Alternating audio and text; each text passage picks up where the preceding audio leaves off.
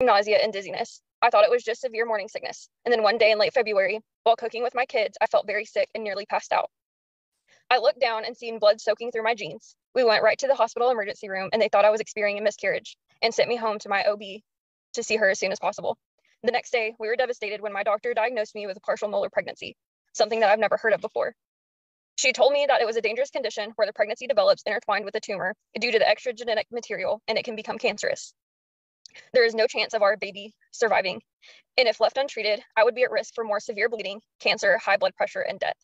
My doctor pointed out the cyst growing around my baby during the ultrasound and explained that is what caused the bleeding. As cyst rupture, she said I would continue to bleed, and if more rupture, I could even bleed out. She said that I needed an abortion quickly or I would die. She was not able to provide that care at her hospital, so she sent me to OU Medical Center, one of the best hospitals in the state of Oklahoma.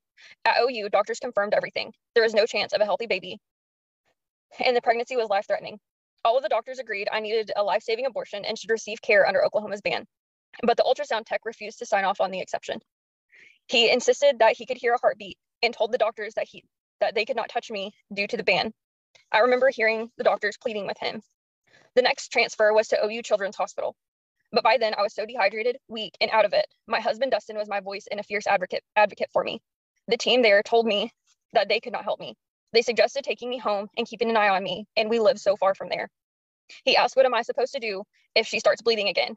And with sympathy, they did tell him that they couldn't touch me until I was crashing and that we should wait in the parking lot until I was about to die. This is what the maternal care during an OB emergency looks like under these abortion bans. We will never get over what happened to us, turned away from so many hospitals, where skilled and caring doctors could not act to save my life. This is why I'm here today. I'm filing a federal complaint with the U.S. Department of Health and Human Services. 2 days after receiving the parking lot advice from Children's, we traveled to Kansas for my abortion. The entire 3 hours up there, we worried, would I even make the drive? I'm very grateful to the clinic in Wichita, the compassionate and brave staff, and the state of Kansas for keeping the abortion care accessible. And that is where I got the standard care to save my life.